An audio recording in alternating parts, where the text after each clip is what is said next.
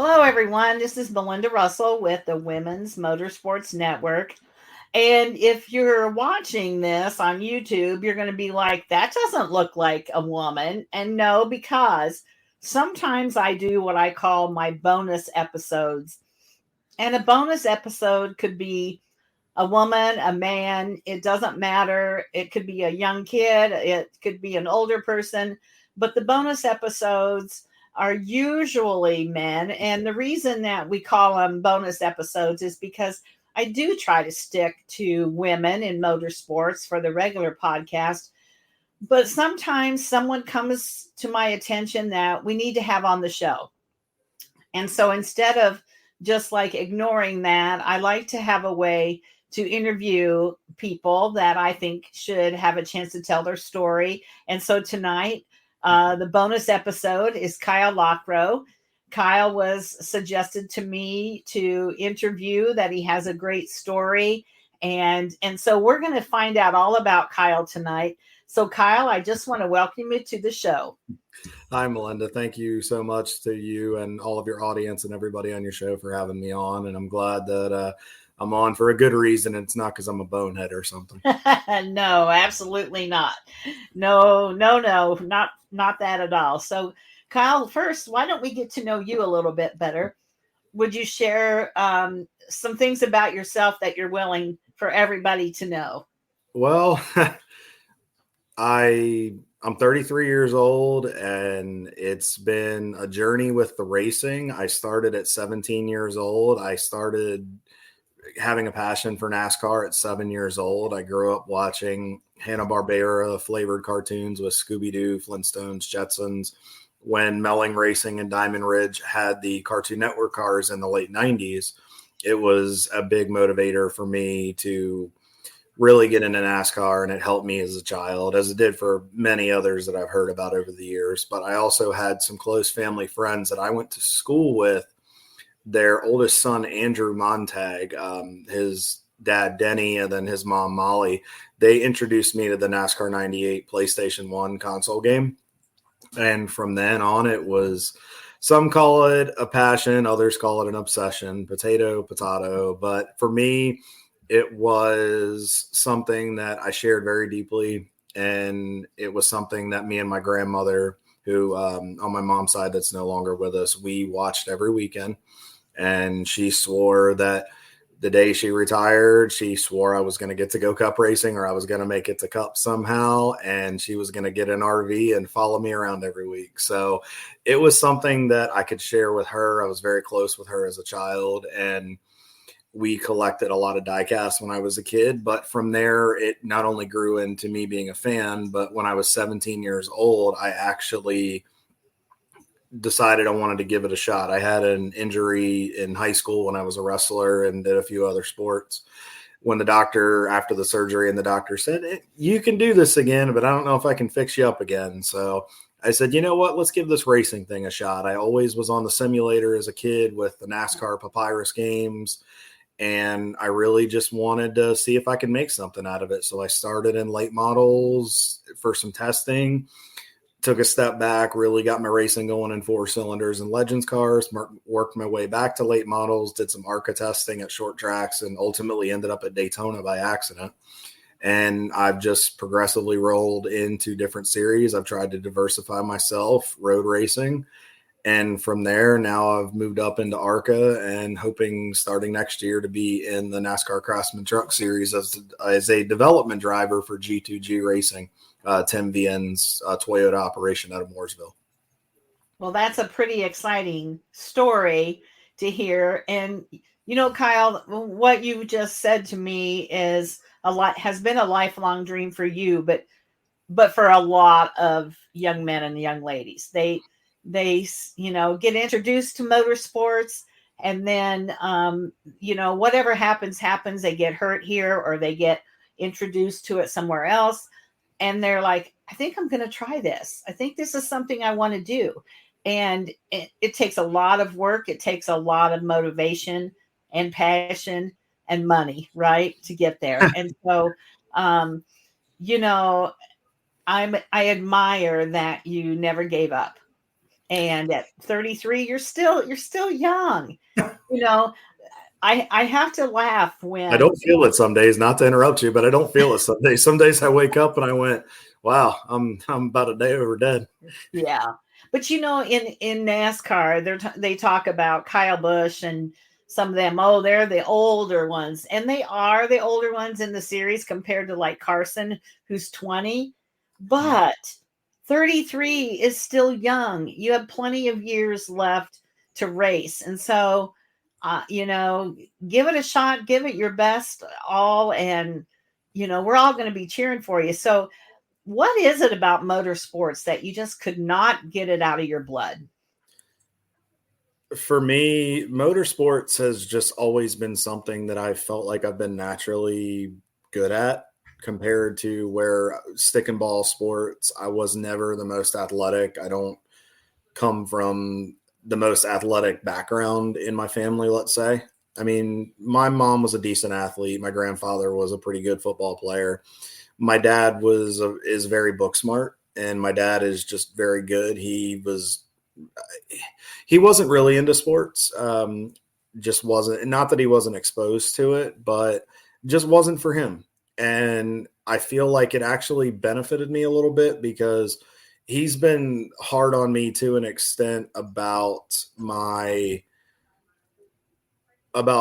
making sure I'm well spoken. And I never understood it for a long time. And honestly, the last 5 years with the racing, especially with the increase in media and the demand that a driver has nowadays, I realized that he actually did me a favor. And I actually want to thank him tonight on the show. Sometimes I've been a little hypocritical about my parents because we tend to butt heads a bit about racing and have for a long time. But I have to commend my dad. He has been very hard on me about proper English and presentation. And honestly, I appreciate what he's done for me because while I don't expect and have never expected my parents to put 5 mortgages out on their house so I can go race in NASCAR, and I don't expect them to do that. I actually made some decisions for my education to stay in state and do things on a more conservative basis. So my parents could retire, so they could pay their house off because I want them to enjoy life. They've sacrificed a lot for me. So I wanted to be smart, and hopefully maybe if I can make it in racing, maybe I can pay it back even more so a little bit for them. But no, my dad actually has helped me so much with the writing and the grammar, and it's helped me so much on the business side of the racing. But I still love the speed and the challenge of controlling something that to the average person is not supposed to be controlled, whether it's a sports car, a stock car, a drag race car, whatever a dirt bike, whatever the case is. It's just something that while I struggled at stick and ball, when I got behind the wheel of a race car, I felt at home. I felt the most confident. And to be perfectly honest with you and open and transparent, it got me through a lot of rough years of some bullying when I was in school. For you name it, they picked it. But for me, racing was my escape, and it was a way for me to find confidence. It was a way for me to find out who I was, and it was a way for me to test limits that I didn't know I had in myself. And it actually, the concentration and the motivation and the dedication you have to have, it's actually helped me as I've transitioned into an IT career from my full-time job outside of the driving. Yeah. There's so much more that we can learn from racing besides how to drive the car. People who don't know anything about motorsports or who only watch on Sunday or they're a fair weather fan or whatever that might be, they don't realize the things that you gain from being involved. First of all, the thing that I love about motorsports is the people I meet. So I have a whole family of people that I would have never had it not been for motorsports.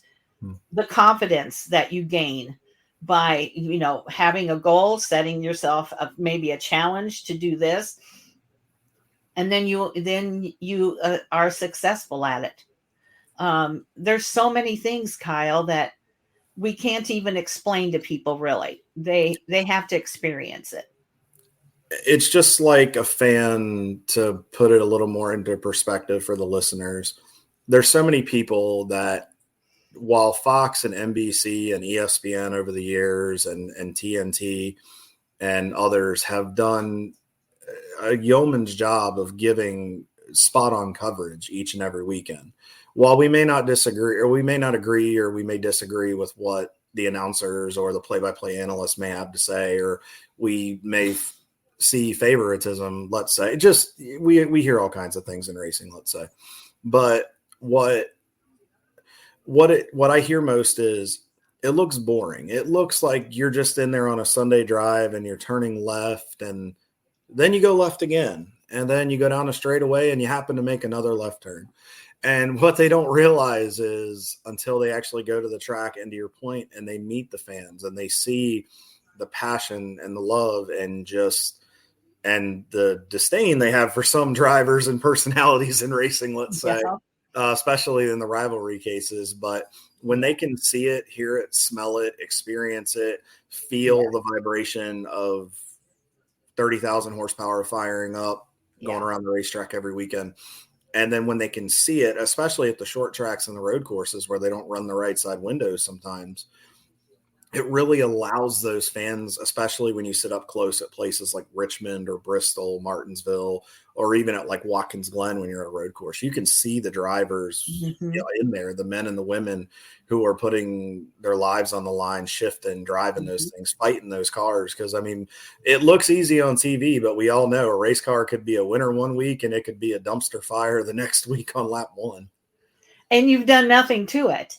You know, you haven't changed anything up a lot or whatever. And then, you know, oh my gosh, it's just amazing how smart the people have to be that are putting their time, and that's their job, to make sure that that car runs its best week after week.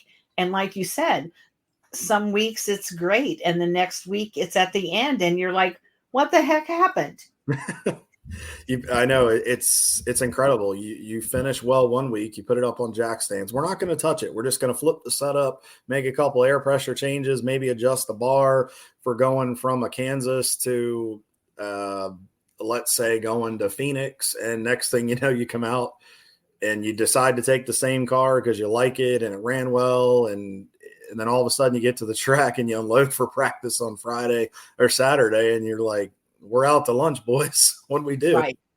Right. Exactly. And us drivers, we never complain at all. We never get on the radio and gripe and say things we shouldn't say and sound like 5-year-olds. We would never do that. No, not ever. You're always just the best to get along with. We're angels 24/7. And if any of you listeners believe this, I have beachfront property in Tennessee that I'll sell you. There you go. So really, who did inspire you to keep going after your dream of being a race car driver? Well, there's a couple perspectives I want to give on that. From the inside of the sports side, I have to say I followed Jeff Gordon for a long time, and I know that's probably going to lose my fan base because I know the diehards that were senior fans, they're going to call me a sissy and everything else. Because I know how that rivalry always made me laugh for years. And then I look back and I'm like, wow, those Earnhardt and Gordon made a killing off of that. And they knew exactly what they were doing. They were friends. They were. And Earnhardt respected Jeff Gordon so much for his ability. Yeah, he called him a sissy. He called him this, that, and the other, but he did it. And in the interviews you've heard, they even said there's money to be made here. They knew what they were doing. And honestly, it's the best thing that could have happened in NASCAR in the 90s, because it grew the fan base so much during that peak period. But Jeff was a big inspiration for me. I became a fan of Brian Vickers when he started driving for his dad in 2001, 2002, when he moved up from Hooters Pro Cup to Busch. I was there when Brian scored his first top 10 at Busch at Richmond when he finished 7th in May of 2002. Followed him when he picked up the 5 car. I'm a big racing nerd with stats and everything. But again, it was what got me through difficult times as a child. So for me, it's good memories, and it helped fuel my fire to drive, not only be involved in the sport, but drive these things. But when Brian went on to drive for Hendrick and then Red Bull, but I just always admired him because he always had to overcome so much adversity. He always had good stuff, but he was always underrated in my opinion as a driver, and he always felt like he had to prove himself. And I feel like I'm very much in that same boat. Yeah. And outside of the sport, it was my Grammy, Peggy Echeverria, but Peggy Lewis was her before she got remarried. I always joke with people. Her and I had a bond from when I was a little kid that was just so special. I joke with people. She was so proud of me all the time. I mean, she would discipline me when I did wrong, but she was so proud of me and believed in me so much. I could have knocked off a 7-Eleven and she could have driven the getaway car. That's how much she loved me. And that's just the relationship that we had. And I'm not saying go knock off a 7-Eleven. You're not going to do that. Although a Slurpee does sound really good right now. Sorry, I haven't eaten much today, so I got my mind rolling. I apologize. We're both thinking about food as we got on to record this. Exactly. I almost had a bowl of something like, no, I really don't need macaroni and cheese sticking off my lips. Yeah, exactly. So did she ever get to see you race? She got to see me run once before she got really sick. Unfortunately, she passed in 2011 from pancreatic cancer. It got very aggressive very quickly by the time she got diagnosed, and unfortunately, she was just so tired. She just knew it was her time. But she saw me run once at Lonesome Pine down in Coburn, Virginia, about an hour from Bristol, and that's where we have family on my mom's side in the Big Stone Gap, Southeast Virginia area. And I drove an adventure that night. We'll put it that way. I lost a cylinder in a 4-cylinder car, so it was out to lunch, but I finished dead last, but you'd have thought I won the race, as excited as she was to see me. Unfortunately, she was busy. I was busy with college. I did get to test the Legends car and do some stuff, but the aggressiveness of the cancer had gotten so bad that she couldn't go. So, yeah. But she knew, no matter whether she was there in person or not, she knew that you were thinking of her because that was your thing, you and her. And you knew she was with you because that's just how it is, isn't it? She rides with me every week. When I race, I have a picture of her and my pawpaw, and they ride inside my suit every week that I remember to actually put the picture in my suit. Yeah. And they ride right here at my heart. When I do it, I put it right inside, and I just all I say is love you guys and keep me away from the nut jobs. And they do. They do a pretty good job. They've got a pretty good track record of it. There's some stuff I've been on ovals and road courses that I probably shouldn't have gotten on, and I look up and I go, I know you. You can talk to anybody. You have a personality, and you made a deal with the man upstairs. Thank you. Yeah. Yeah, that's a good feeling to have, to know that they're there with you. I've got what's your favorite track? Yeah. What's your favorite track that you've raced at?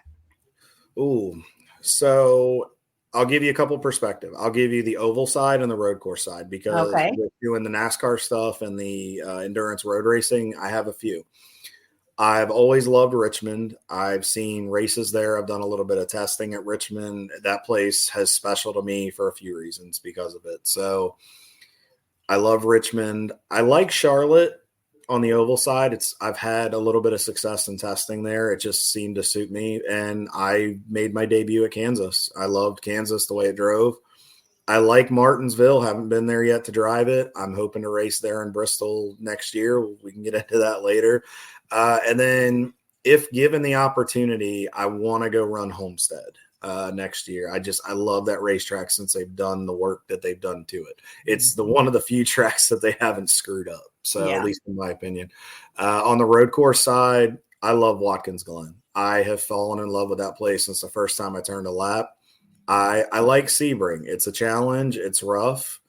I like the Daytona road course, but one of my all-time favorite road courses had to be Mid-Ohio. I had a really good time the first time I was there, and I love that place. The elevation change, the corners, the heavy braking zones.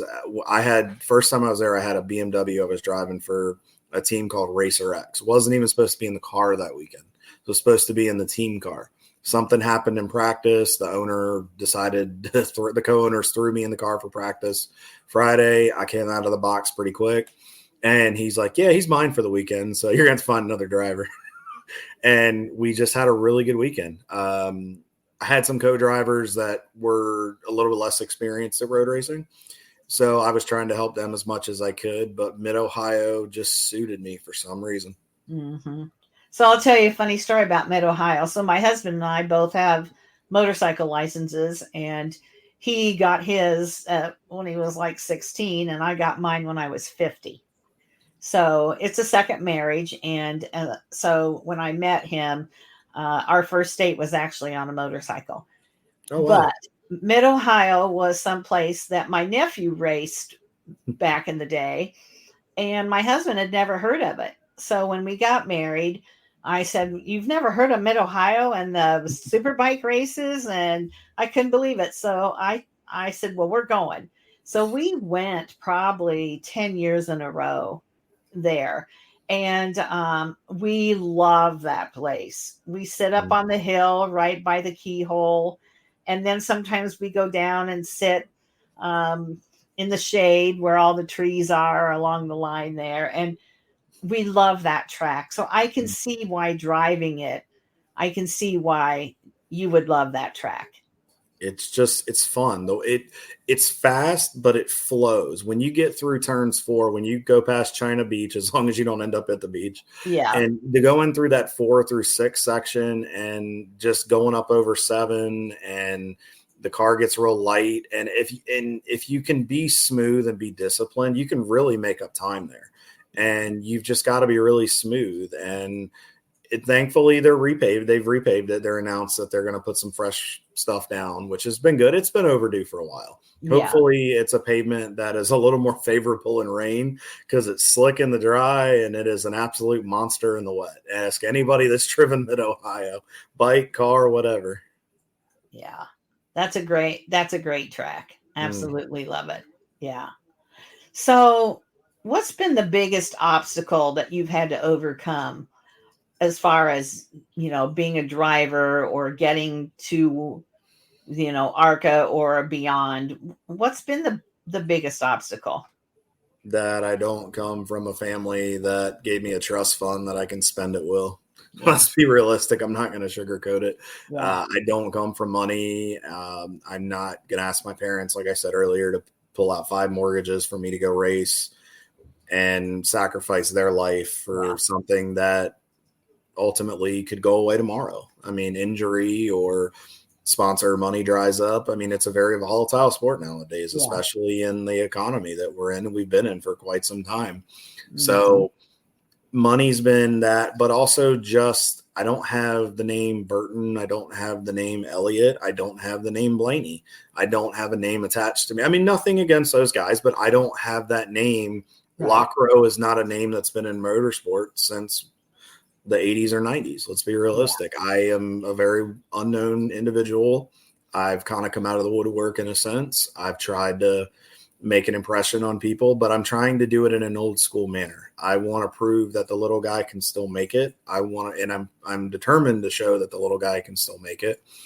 And that if you have an old school mentality and you're willing to go get sponsorship with help from my supportive wife and business manager and co-owner of KLR Management, Tanya, of course, but I can't do it on my own, and I will never say I will, but just I want to prove that these guys on the short tracks, if you have the determination and you're willing to go get the funding, if you're willing to put yourself out there and care about the fans, do the appearances, do what the sponsor asks you to do, which has been one of the biggest complaints. And driving is just a portion of it now. It's not what it was years ago. You have to do the outside of the seat requests.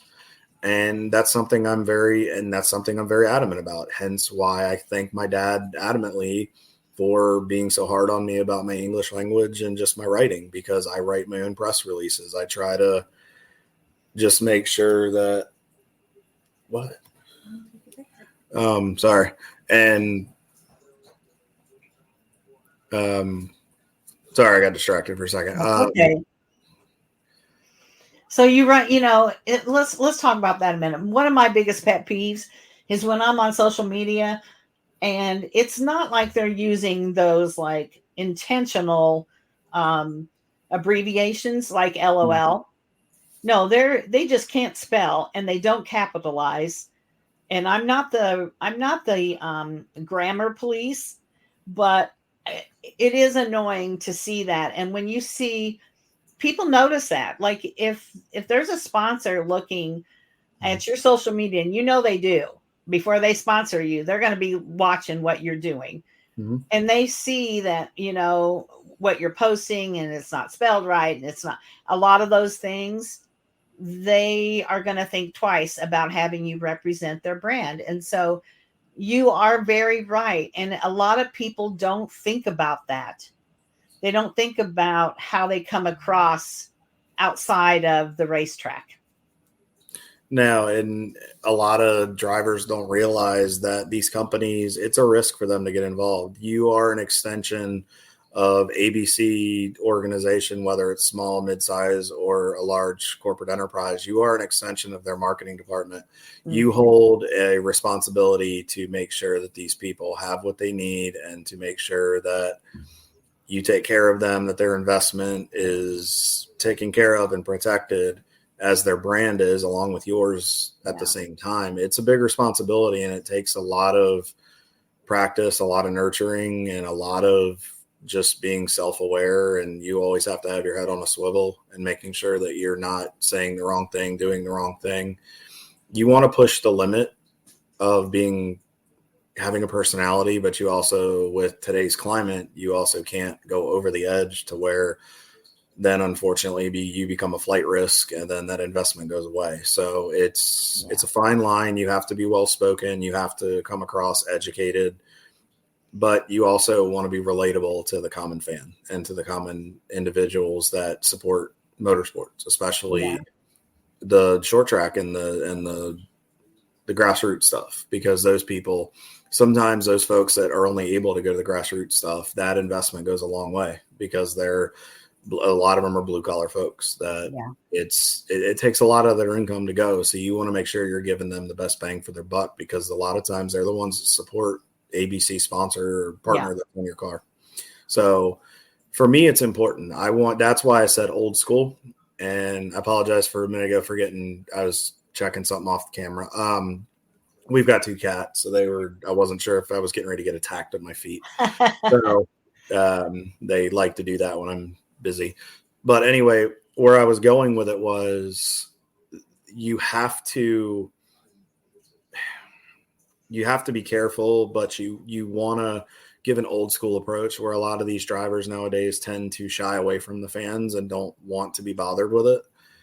I take the time to do it. I know it's important because I understand, and I remember being that fan of being at those trailers, waiting an hour and a half to get an autograph, and just 2 minutes of a driver's time who's got thousands of people that he'll meet over the course of a race weekend. So I understand what these kids and these adults and just these diehards want, because I remember it, because not a long time ago I was that person. Right. Exactly. So do you have a most memorable moment in your racing career? My first win, when I won my first endurance race at Carolina Motorsports Park in Kershaw. For those that aren't familiar, it's I think it's a 2.4 mile facility. It's about an hour and 15 minutes south of Charlotte. Nice facility. A lot of teams have tested cars there, Cup cars, Busch cars, Xfinity cars. I'm sorry. I was reading something today that said Busch. They've tested cars there from different divisions of NASCAR for a long time. And I didn't realize just how significant CMP was. And ironically, it was in a BMW. It was for an underdog team. Nobody counted us they figured we would finish top 10. We had a solid car, but nobody thought that we could win. And we overcame adversity in the weather. I got in with the last couple hours in the pouring rain. Our brakes were fading. I had a clutch that was starting to go intermittent, and I had no wipers. Oh. We unfortunately we weren't planning on the rain to be as bad as they forecasted, and we figured that we probably won't need it. We just threw some Rain-X on there, but God willing and some help from a couple of angels, we came from 7th to 1st when I got in the car. And I just was able to keep the car on the racetrack, run smooth, consistent laps. We were able to catch guys that weren't as comfortable in the rain. And I was able to get my first win. And I had great teammates that drove phenomenal 6 hours or 5 hours before that, before I got in the car. So, I mean, it was an absolute team victory. That was a great memory. My first time running at Daytona, in testing. I mean, having to go flat at Daytona is no easy task when you're coming right out of Legends cars. Let's be realistic. And you haven't had a lot of time on short tracks in general. Mm-hmm. But I knew that it was an opportunity to test my ability and push me to a limit. And I want to say my third memory that I have in motorsports was starting the business that Tanya and I have created with KLR Management Group LLC. We're here to represent the little guy, a guy like me and the 7 or 8 other clients that we represent. We want to show that you don't have to have thousands of dollars for a monthly retainer. We're here to help you find a way to make this happen. So the fact that she's been so helpful and just so supportive of my career has been something I'm very grateful for. And I feel like we're growing.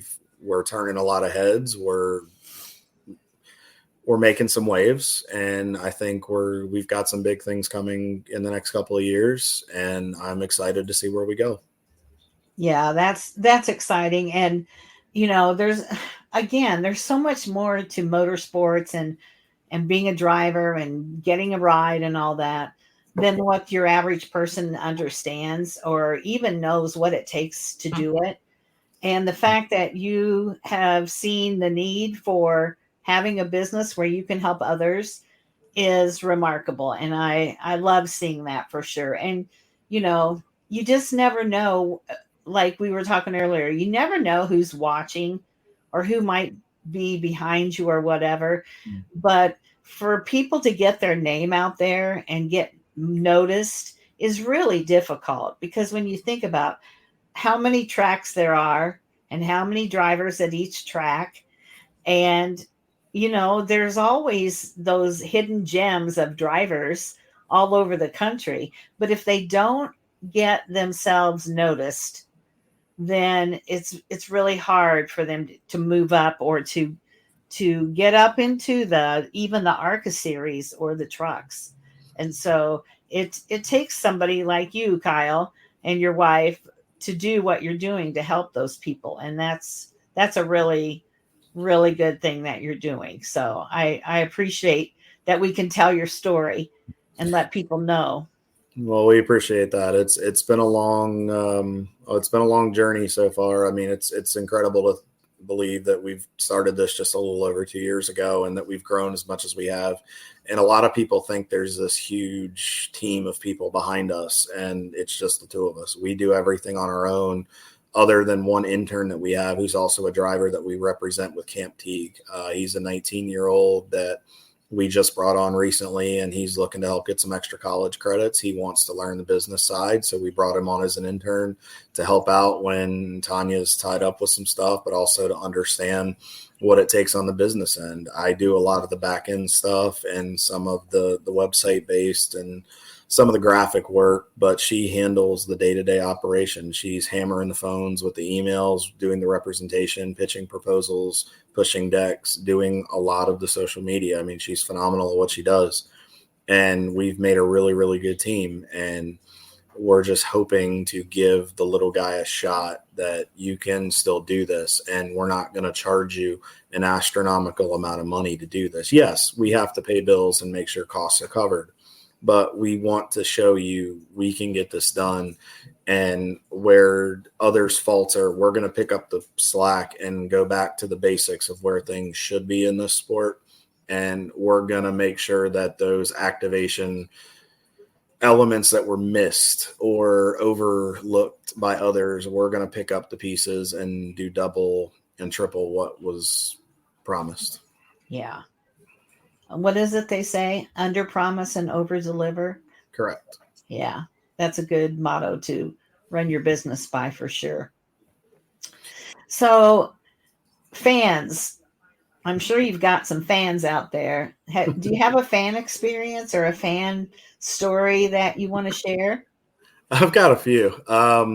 So the best one was this guy who was enjoying Speed Weeks last year at Daytona. Let's put it that way. It was what day was it? I think it was Friday. It was Friday, Thursday or Friday. We were there in the ARCA garage. I was spotting for Bryce Hageberg and ARCA with Andy Hillenberg's fast track racing operation, which is where I made my first start in ARCA at Kansas 2 years ago. But I was spotting for Bryce since I wasn't approved to run the race. And we met our friends Lee and Carlos Figueroa out of Florida. They do security at Daytona and Sebring. And Lee, we met, we hit it off with them. They're very good friends and supporters of ours. But Lee had told everybody that I was walking around, and she wanted to introduce me to different people that she knew in the campground. So we walk, and she's introducing me to people. And there was this one gentleman who, like I said, he'd had a few drinks, and he was enjoying his Speed Weeks. And I like to personalize my hero cards when I sign them because I feel like it adds a little bit extra to it because it lets people know that I took the time to shake their hand and learn their name. Now, whether I remember that when I see them again, I try my best, but I just want to give them a little extra for being there because I know it means a lot. There was this guy his name was Junior, and I asked him his name and shook his hand. He's like Junior. And so I have a very sarcastic personality and no filter. And I said, is that Junior with 2 J's? And they all lost it. And the guy didn't get it. And he's, you're funny. I can't really tell you what he said because he was drunk and but because this is a family show, but it summarized "you're funny," and then I signed it, got a picture with him, and then we moved on to the next camper. So yeah, that's a good story. Yeah. I met a guy. My husband and I met a guy when we went to Daytona a few years ago, and he didn't have any legs, and he was in a wheelchair, and he had long hair, and he looked like a product of the 70s, which is when I was in high school. But it was so hot, and we had a shady spot. And so at the table, so we invited him to bring his wheelchair and sit in the shade, with us. And so we got to know him a little bit and found out, we assumed he was in the war or he was in an accident, but actually it was some kind of fish, and I can never remember what it was, but some kind of fish that bit his leg. Wow. I think he only had one leg, had lost one leg, but this fish had bit his leg and it was poisonous. And by the time they figured out everything, anyway, he'd lost part of his leg. But he was a huge NASCAR fan. And, my husband goes and he's a fan and that, but he's not a fan, he tolerates sometimes when I want to go to the racetrack. And so, so Johnny was his name, and we talked and got to know him. And then the next day we saved him a spot. So we sat with him all 3 days we were there. And I send him a Christmas card. I send him a birthday card. I get a message back every once in a while. Sometimes we get a letter back from him just saying, hey, are you coming to Daytona this year? Are you going to be in the infield? Where are you going to be? And what are the chances that I would meet that guy? And he and I really hit it off. And if you saw him strolling, going down the street in his wheelchair, you would have an impression of him, if you understand what I'm saying. But to get to know him and to hear his story and then be able to really be friends with him and stay in touch, it means a lot. And so you look back at that story of Junior, and it means a lot to you. And that's the same with some of the people I've met. That to me is a benefit of motorsports that you can't explain to people. They don't get it if they're not a part of it. Like I said earlier, it's my favorite part. Now that I've met Kyle in person, kind of in person, over StreamYard. But if we do meet in person someday, we're going to feel like we've really gotten to know each other compared to me just being like, oh, who's this driver? I'm going to, try to follow him. It makes a difference when you can really talk to somebody and hear their story. And absolutely. And I yeah, appreciate that very much. We will be at Daytona in February as of right now. So if you're going to be there, look I'm forward to hoping meeting you in so. person. Fingers crossed. We're hoping too. I'm not approved yet to do Daytona for trucks, but we're planning to go down and support the team for the Yeah, first race of the year. Is like we want to be part of like the send off when they take the green. So right. I'm hoping so. It's on my calendar. Let's put it that way. And so, you have to schedule it or it won't happen. So I'm hoping so. It's been a couple years since I was there, so it's time to go back for sure. absolutely. Yeah. Is there anything, Kyle, that I haven't asked you about or that we haven't talked about that we really need to discuss or let the listeners know more about who Kyle is? I just want people to know that I'm different. I'm not what you've seen over the last 10 to 12 years. I'm more of your old school driver. Yes, I'm part of the newer generation of driver, I guess, but I'm old school at heart. I very much respect the history of this sport. I'm a diehard fan. I honestly, to be perfectly honest with you, I still keep the diecast collection going. It was a promise I made to my grandmother before she passed away that I would keep it going for her because we both contributed to it. And maybe one day, if I have kids, that it's something I can pass along to them. Mm-hmm. But it's a way of honoring and cherishing her memory. But I do care about this sport, and it's sad to see sometimes the way things have gone. Yes, times change. We kind of have to roll with the punches, let's say. But I'm old school. I care about these fans. I care about these partners that we work with. I care about these potential partners that we're entertaining for next year and beyond. I want to be different. I know getting into this sport, it takes a lot. I know you have to prove yourself, and different scares these people. And I've been witness to that quite a bit because of just the way I go about it. But I just want any fan or potential business owner or CEO or COO, CFO, take a chance on the little guy. Please don't write us off because we're different, because I'm with a small team right now. Yeah. I've had to pave the way, and I'm trying to pave the way that the little guy can get back in this sport and can be successful. And that there are really good drivers that have an untapped potential. And I feel I'm one of them. But I also feel that I can do a really good job for your organization outside of the car.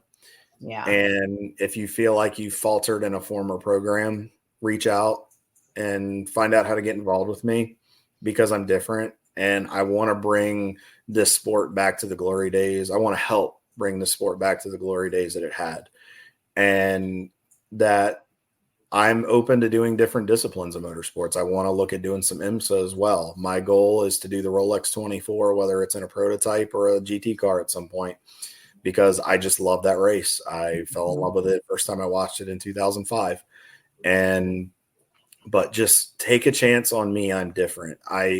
It's frustrating when I see organizations complain, moan over frustration of a current situation that they're not happy with. And then because it's all they know, or we know it, they re-sign. And then by March, they're complaining about the same. It's the definition of insanity in NASCAR, I guess, is the way you'd call it. And it's frustrating, but I want these people to take me seriously, and I'm not going away. I'm going to do whatever it takes. And one of these days I'm going to be in a cup car. Yeah. Well, I'm going to be cheering for you, Kyle. That's for sure. You know, like I said, there's so many young drivers that need a shot, and I think about how, you know, in football they have what they call the combine, where the guys that are wanting to be picked up for draft, you know, to be drafted into football, they go and everybody checks them out. But we don't have anything like that in NASCAR or racing. You know, okay, maybe you're in the ARCA series, but it's not the same thing as going, you know, for the weekend to the combine. And I understand what you're saying about, you know, there's so many good drivers in the grassroots level that just don't have the money, don't have the opportunity. I listened to a podcast last night. I'm a huge podcast listener, Kyle, as well as doing one for myself. But I listened to In the Pits, which is a podcast that comes from the Northeast part of the country. And Scott Tap, is it Scott? Yeah. Scott Tapley, I think is his name, is on that show. And he was talking about, he did a race over the weekend at Riverhead. Mm-hmm. And so I've learned a lot about the Northeast part of the country and the racing. But I really like Scott a lot on that show. And so he was the race director, and he was talking last night about a 12-year-old boy that comes from nothing. And he and his dad have put this car together and the things that they've done. And the kid is amazing. 12 years old. He was racing some big race that they had there last weekend, and he won the pole. Wow. And he, I believe, finished third in the race, second or third. And it was all that Scott could talk about. And as you were talking about, you know, kids who come from nothing, don't have the trust fund to behind them in that. There's a classic example of a kid who, unless he gets some notice or gets noticed by somebody, which it looks like he's starting to, he could be one of the best drivers ever. He could be the next Kyle Larson. But if we don't give him a chance, just because he can't bring money to the table, that is a crying shame in our sport. Unfortunately, while racing is a business, we've kind of done it to ourselves. We have put this emphasis on, yes, you have to keep the doors open. You got to keep the lights on. You got to keep the rent paid. But in my opinion, something needs to be said for owners giving some of these guys a shot. There's some owners out there that have income that could afford to do it. And it would be very beneficial to the sport, in my opinion. And unfortunately, it's drivers like this young man up at Riverhead that, if not given that opportunity, are going to, that potential is going to go untapped, and it's going to go to waste. And unfortunately, and it's a shame to see that. I mean, but that's why we started KLR, is we wanted to give these guys an opportunity to be represented. But also, I went through a lot of fight. I wasted a number of years doing things that I thought were beneficial. I tried to methodically plan out races I could run based on money that I had that came out of mostly my own pocket. And I want these drivers to not have to be held up for so long because of barriers that can be busted down by understanding do's and don'ts and ways to approach it, and presentation tactics from at track, off track that can speed and expedite their careers or expedite the process of getting some funding. Yes, we know relationships must be built. You have to build that sense of trust with a potential partner. And it's vital, because they have to feel like I said earlier, they have to know that their investment is going to go far and isn't going to be wasted, because we do know people, not everybody in this world has good intentions, but we need to start finding a way to give drivers a chance, and we need to start showing that money doesn't drive everything. Yes, you have to take care of stuff, but we need to reward drivers for success. We need to give them a shot. Whether it works out or not, you won't know until you try it. And we need to get back to that in some form or fashion, or unfortunately, it's going to be a rich kid's game. We're going to turn into the next Formula One. Yeah. I mean, Exactly. I don't need to be blunt, and I know that probably Oh, sounds true. out, but let's be realistic. Formula One is a trust fund baby's playground. Let's be realistic. And unfortunately, we need to change the trajectory very, very quickly. I often hear Formula One referred to as the rich man's series. And, you know, I don't know if you watched Driven to, what was the name of it on Netflix? The series that yes. Yeah. I mean, I learned a lot about F1. I wasn't an F1 fan. I never was exposed to it. But even to be able to afford a ticket to go watch it, it's ridiculous. And so, I did learn a lot about it. I'll catch a race here and there, but it's really not at the top of my list of things to focus on. But, it takes all kinds, I guess. And if that's how it's going to be for them, let's not make that how it's going to be for us. Again, I agree. We have to change the trajectory. These drivers have to start caring about these fans. They're the ones that support these businesses that are on the side of these race cars. But we have to stop. We have to stop the behavior and rewarding the behavior of drivers and teams that don't hold up their end of the bargain. They need to be held accountable. And I am challenging every CEO, and I've done this before, and I'm going to do it again. Please don't hold this against me, but I'm going to challenge every small business owner, CEO, CFO, COO, every one of you that have these businesses. We understand we are in a down economy, but you still have to promote. You still have to market your organization. You still have to look at a 1 year, 5 year, and a 10-year plan looking forward. Stop rewarding these fools for overpromising and underperforming for you. Give it back to the little guy and let us do what we know how to do. And those of us that know what we can do and will do and are willing to do without hidden fees and extra astronomical hidden gems, let's say, that come up that unfortunately put a bad taste in the mouth for these organizations. But I'm challenging every single one of you, and you know who you are. Stop rewarding this process of these guys that do this. Take a chance on a little guy. Yeah. You don't know what we can do because you haven't given us a shot. They've had multiple shots, and we need to stop defining insanity in motorsports, no matter what level we're at. Yeah. So, Kyle, if we wanted to follow you or your business, social media, whatever, what's the best way for somebody to either get in touch with you, follow you on social media, whatever you want to share? Well, the best way to get a hold of us and learn a little bit about our organization with my brand is www.kylellockrow.com. Right now, just due to cost restraints, most of the KLR stuff is tied into a sub page on my website. And the reason being, like I said, it's just we're trying to save a little bit of money right now just because of the cost of it, and we're trying to be smart. And then eventually we're going to branch out and make it a sub-site. But I actually took a page out of Earnhardt Jr.'s book where he's kind of had Junior Motorsports tied into his personal website, because I thought if through the promotion and through pushing and any media that I do, I want it to trickle down to the drivers that we represent.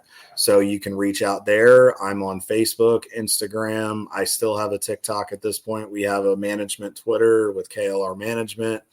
I have a LinkedIn. I have a YouTube page, Lockrow Racing. There's a second one floating around of a channel that I've got some old late model stuff on, and I've lost the original media, so I don't want to pull them. I need to pull them and re-upload them at some point.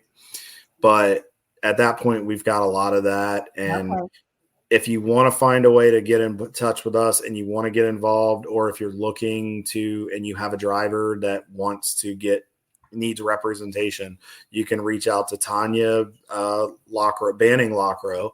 Her email and all of her contact information is on the website. Reach out. We do have a few spots still available for next year.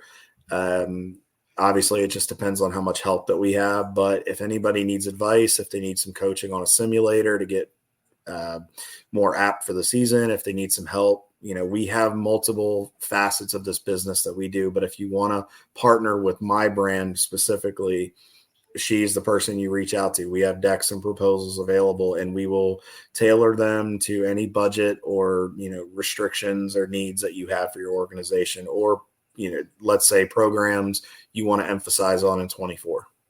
Okay.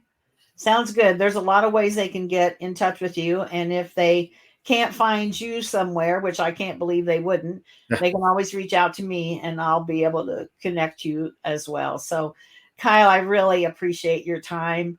I love hearing your story and the passion that you have for the grassroots level driver. That's important. We cannot lose our interest, our passion of getting those drivers noticed. And, honestly, I had somebody yesterday ask me, and I've had a couple people over the last 5 years ask me this question: what famous people have you interviewed? And so I kind of chuckled to myself a little bit. And so, I shared a few people in the motorsports business that I have interviewed, but what I said was, most of my interviews, oh, sorry, I need a nap. Most of my interviews are with people you've never heard of, but they all have a great story. And they're all of those people, Kyle, are grassroots people. They're drivers, they're car owners, they're track owners, they're promoters, whatever they might be. And it's not, the people that are famous, sure, I love to interview them. They're fun. They all have good stories too. But what about the people who aren't famous? Where are they going to tell their stories? So in my magazine that I do, the online magazine, that's where you're going to read about them. On this podcast, that's where you're going to hear about them. And so you and I are kind of on the same path a little bit with getting those grassroots people noticed and that. So mine are mostly women. Once in a while, Kyle, we have a bonus episode like you, but most of the time it's women that I'm trying to help, or young girls. But I appreciate what you and your wife are doing. And I just want to encourage you to don't give up. Don't give up. Just keep going after it.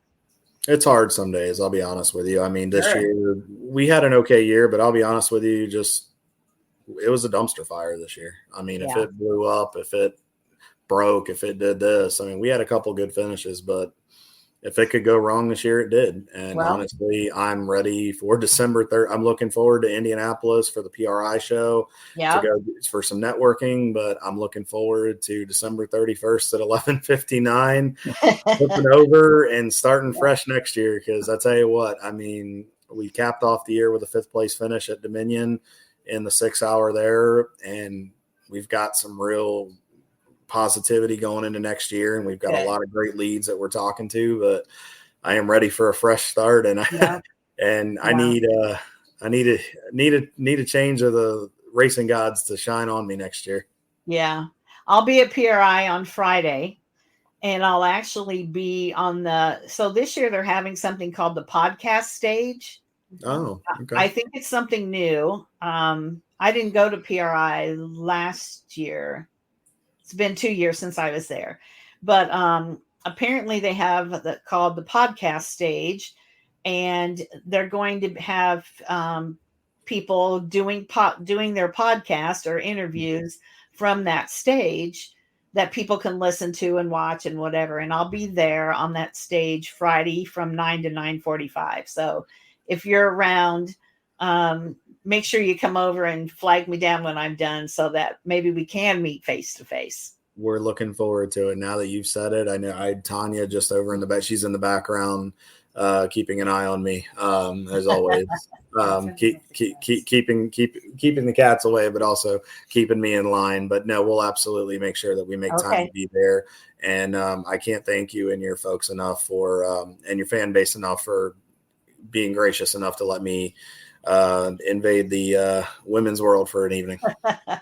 Well, that's quite all right. I appreciate that. Thank you, Kyle. And if you'll hang around after the recording so I can get a little information, and then I'll see you at PRI.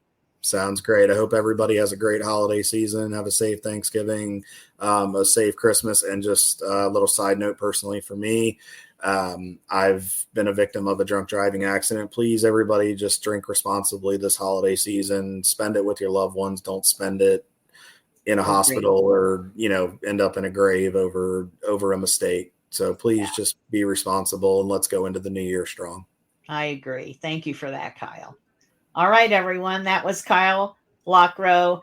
We are excited that we can have a bonus episode with such a wonderful young man. And so I hope you enjoyed the show, and we'll see you at the next one.